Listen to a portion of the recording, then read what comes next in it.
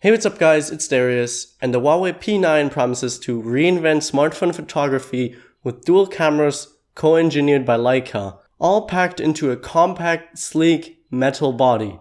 Does it hold up to its promises? This is the Huawei P9 3 months after its release. Sorry that my voice is still sore, I sadly still am sick, but I still wanted to make a video for you guys, so here you go. Like with other Huawei devices, there's a huge emphasis on design, and I must say this one looks very nice and sleek. The metal unibody combined with the nice curves, including the curved front glass, make it feel very seamless and nice in the hand.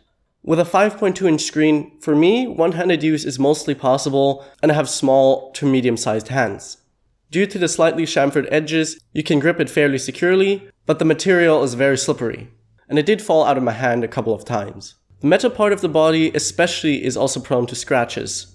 To fix both those issues, I picked up a dbrand skin. Link is down below if you're interested. The build quality is very solid and great apart from the scratches, and in case you drop it, I can see it scuffing. The build overall is very elegant and simplistic. On the bottom you find a headphone jack, a Type-C charging port, and a speaker.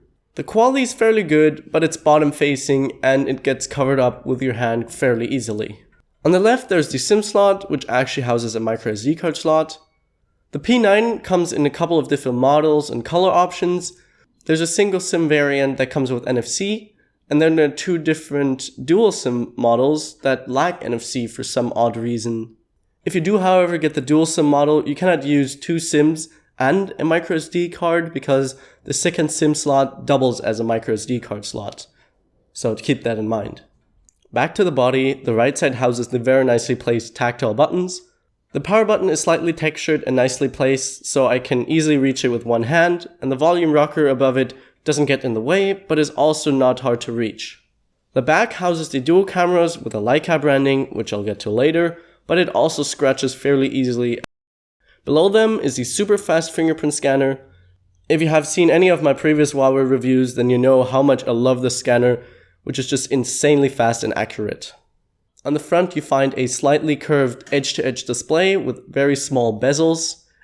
Now the screen isn't a true edge-to-edge panel, but with the screen off it appears that way because it blends in very nicely with the black front.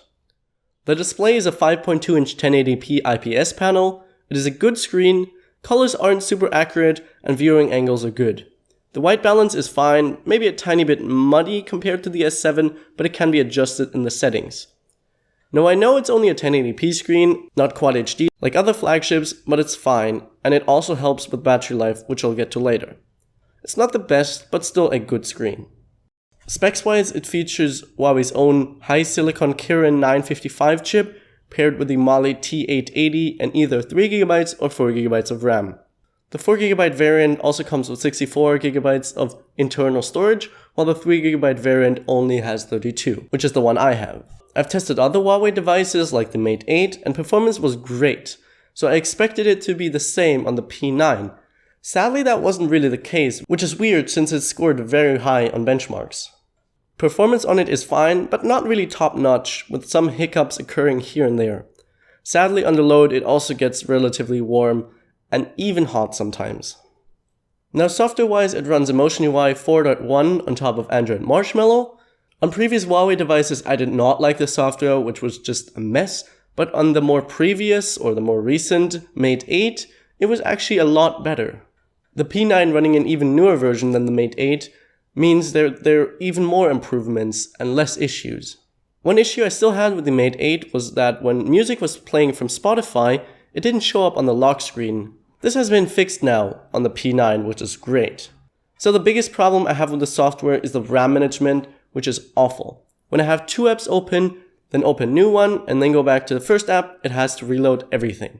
That is still something that has to be fixed in the future. Overall, the software is very far from stock Android and even reminds me a bit of iOS.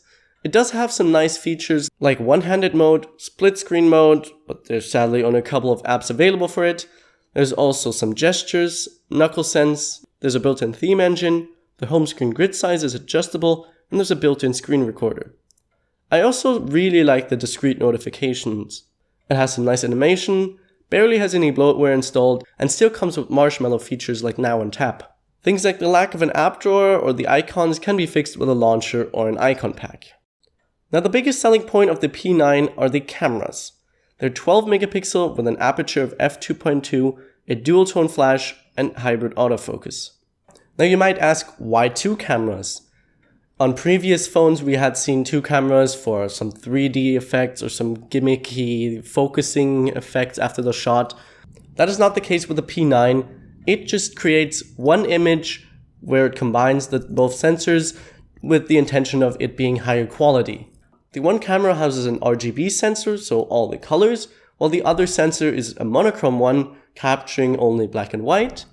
This supposedly captures a lot more light and detail, and combining the two, it should result in overall better pictures and brighter pictures, or with more light. In real life, it can take some amazing shots, but sadly, it isn't super consistent. Sometimes you take an amazing picture, and sometimes it's just mediocre. The colors are a little oversaturated, and while the images are pleasing to the eye, they're not very accurate. Most of the images are very detailed and sharp, but again, sometimes you also get a mediocre one. In low light, it does take some fairly bright images, even when it doesn't have much light to work with, but sadly, here you especially notice the over-sharpening happening. The software is very simple, yet powerful, with many modes, and especially a great manual mode. It focuses really fast, but taking a picture isn't the quickest. I'm guessing because it has to combine the image of the 2 sensors, but I'm not sure, and I guess it could be fixed with an update. The camera is good, but not the best on a smartphone. Here's an example of it compared to the S7. I kind of wish that they had done something more useful, like with the G5, with one wide-angle camera, or they could have just stuck with one camera that has a wider aperture.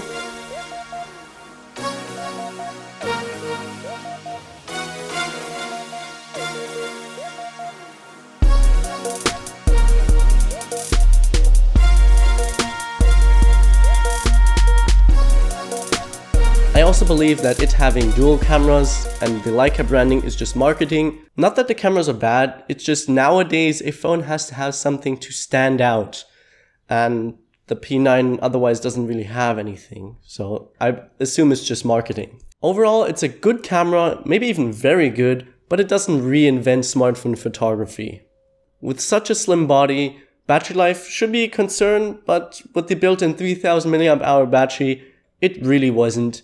I managed to get through all the regular days. Maybe with very heavy usage it died in the evening or sometimes even in the afternoon, but that almost never happened. I get an average of 5 hours of screen on time mostly, which is very good. Essentially, just don't worry about battery life. It should be good. Sadly, it does like wireless charging since it's a completely metal phone. It does come with fast charging, but for some weird reason, that fast charger is not included in the box, so you have to buy one separately. I really don't know what happened there. Overall, it is a great device with not many flaws. There were a couple of updates in the 3 months since its release, I think 2 or 3. If there will be more updates in the future that improve the software, then it's going to be a great phone. It still is right now, but it can be improved. If you want to buy one, make sure to use the link down below in the description. It would really help me out. And yeah, thank you guys for watching. I hope you enjoyed the video. If you did, make sure to give this video a like down below. Comment if you have any feedback. And don't forget to subscribe. See you in the next one. Bye.